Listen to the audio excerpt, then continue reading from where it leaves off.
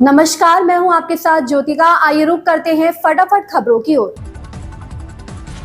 जम्मू कश्मीर विधानसभा में मंगलवार को दूसरे दिन भी वक्फ कानून पर हंगामा जारी है। नेशनल कॉन्फ्रेंस के प्रस्ताव पर भाजपा विधायकों ने विरोध किया है। नेशनल कॉन्फ्रेंस के विधायक वक्फ कानून पर चर्चा की मांग पर अड़े हैं। दूसरे दिन हंगामे के बीच सदन की कार्यवाही शुरू हुई। इस दौरान नेका और पीपुल्स कॉन्फ्रेंस के बीच नोकझोंक हुई। नेका और पीडीपी विधायकों के बीच बहस हुई। नेका के विधायक वक्फ कानून पर विधानसभा में बहस की मांग पर अड़े हैं।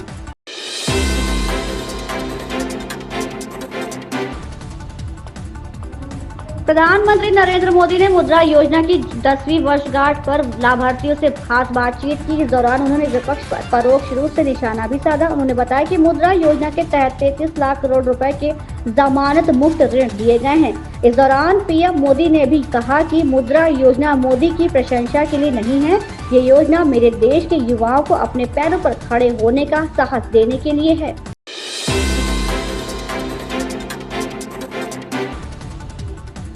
पेशेवर दुनिया में एआई का तेजी से चलन बढ़ा है और इसके जरिए लोग अपने कामों को अधिक उत्पादक भी बना रहे हैं। कई पेशेवर ये भी महसूस करते हैं कि कहीं एआई की वजह से उन्हें नौकरी ना गंवानी पड़े। हालांकि कई ऐसे भावात्मक पहलू भी हैं जिनमें एआई इंसानों की जगह कभी नहीं ले सकता। अगर आपको भी ऐसा लगता है एआई के इस दौर में आपकी नौकरी पर खतरा मंडरा रहा है तो घबराए नहीं। अगर आपके अंदर काम करने की लालसा और साथियों के प्रति करुणा रखने की खूबियां हैं तो यकीन मानिए एआई आपको कभी नहीं पछाड़ सकता।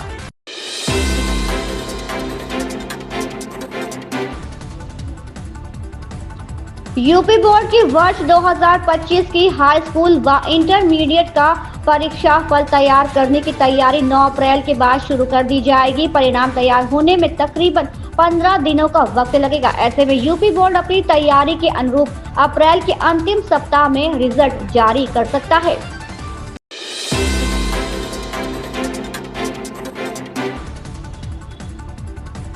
लखनऊ में चंद्रिका देवी मंदिर के पास प्रसाद बेचने वाले दुकानदारों की गुंडई सोमवार को देखने को मिली। दुकानदारों ने एकजुट होकर श्रद्धालुओं को दौड़ाकर पीटा। वजह सिर्फ इतनी थी कि श्रद्धालुओं ने एक दुकानदार से प्रसाद लेने से मना कर दिया था।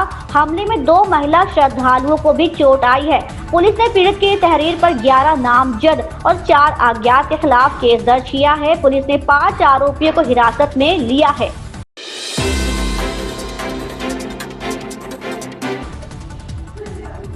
यदि आपके पास भी पुराना सिम कार्ड है तो आपके लिए बड़ी खबर है। इसकी पूरी संभावना है कि जल्द ही आपको नया सिम लेना पड़े।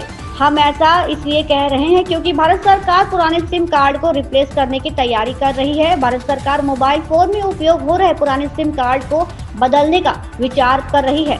ये कदम देश की प्रमुख साइबर सुरक्षा एजेंसी द्वारा की गई है। एक जांच के बाद सामने आया है जिसमें ये खुलासा हुआ है कि कुछ सिम कार्ड में प्रयुक्त चिपसेट्स चीन से आए थे।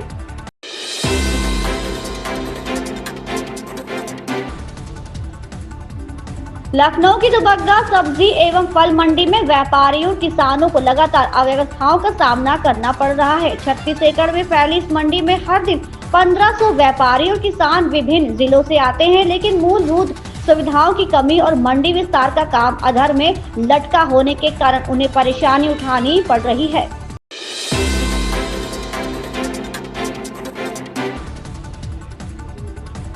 बॉक्स ऑफिस पर सोमवार का दिन फिल्मों के लिए एक और इम्तिहान लेकर आया। सलमान खान की सिकंदर और मोहनलाल की L2 एम्पुरान जैसी बड़ी फिल्में दर्शकों का भरोसा जीतने में नाकाम रही, तो दूसरी ओर छावा अपनी शानदार पारी को नए मकाम तक ले जा रही है।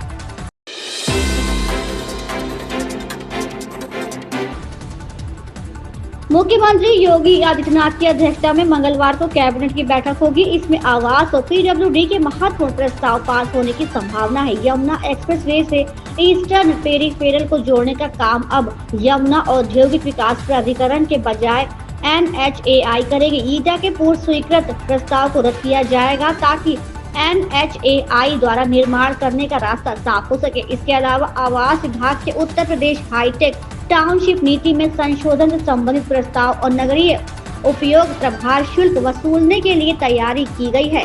नियमावली को भी मंजूरी दी जा सकती है।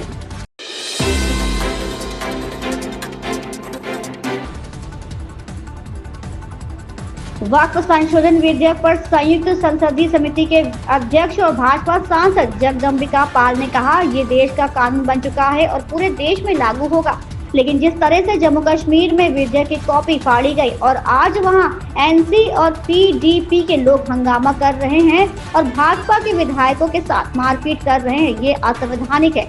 राजनीतिक दलों में सुप्रीम कोर्ट में याचिका दायर करने की होड़ मची है, लेकिन ये कोर्ट में टिक नहीं पाएगा। अगर सरकार चाहती तो उसके पास बहुमत है और वो सीधे लोकसभा और राज्यसभा में कानून पारित करा लेती।